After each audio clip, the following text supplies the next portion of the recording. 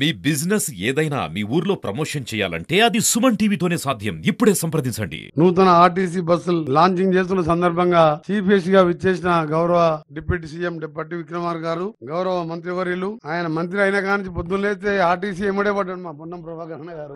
ఎప్పుడు మాట్లాడినా ఆర్టీసీ గురించే మాట్లాడతాడు. బయట మాట్లాడినా, క్యాబినెట్ మీటింగ్ లో మాట్లాడినా, మా హైవేస్ ఫౌండేషన్ స్టోన్ లో మాట్లాడినా, మా పార్టీ మీట్ లో మాట్లాడినా పొన్నం ప్రభాకర్ గారికి, అలాగే అన్నగారు దానం నాగేందర్ గారికి, సజ్జనార్ గారు, ఇక్కడ ఉన్న బుద్ధప్రకాష్ గారికి, వేదికపై ఉన్న అధికారులందరికీ పేరు పేరున సమయం లేదు.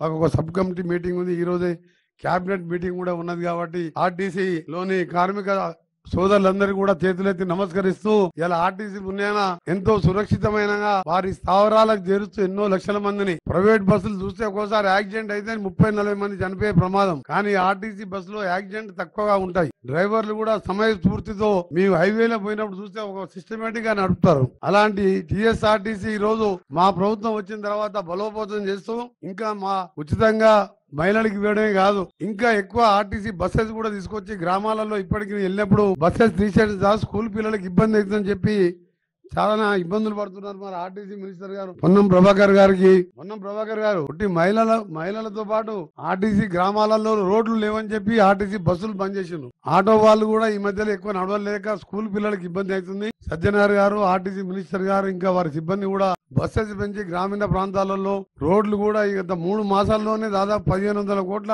రోడ్స్ ని మా ఆర్ఎండ్బి డిపార్ట్మెంట్ ద్వారా శాంక్షన్ చేయడం జరిగింది.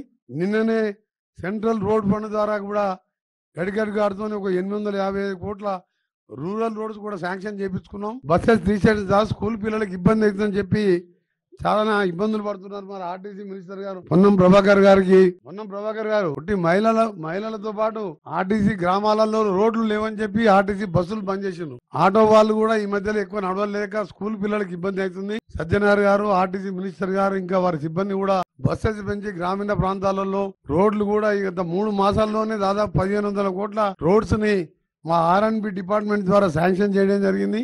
నిన్ననే సెంట్రల్ రోడ్ ఫండ్ ద్వారా కూడా గడిగడి గారితో ఒక 855 కోట్ల రూరల్ రోడ్స్ కూడా శాంక్షన్ చేయించుకున్నాం. బస్సెస్ తీసేసి స్కూల్ పిల్లలకు ఇబ్బంది అవుతుందని చెప్పి చాలా ఇబ్బందులు పడుతున్నారు. మరి ఆర్టీసీ మినిస్టర్ గారు పొన్నం ప్రభాకర్ గారు ఒకటి మహిళలతో పాటు ఆర్టీసీ గ్రామాలలో రోడ్లు లేవని చెప్పి ఆర్టీసీ బస్సులు బంద్ చేసిండ్రు. ఆటో వాళ్ళు కూడా ఈ మధ్యలో ఎక్కువ నడవలేక స్కూల్ పిల్లలకు ఇబ్బంది అవుతుంది. సజ్జనార్ గారు, ఆర్టీసీ మినిస్టర్ గారు, ఇంకా వారి సిబ్బంది కూడా బస్సెస్ పెంచి గ్రామీణ ప్రాంతాలలో రోడ్లు కూడా గత 3 మాసాల్లోనే దాదాపు 1500 కోట్ల రోడ్స్ ని మా ఆర్ఎండ్బి డిపార్ట్మెంట్ ద్వారా శాంక్షన్ చేయడం జరిగింది.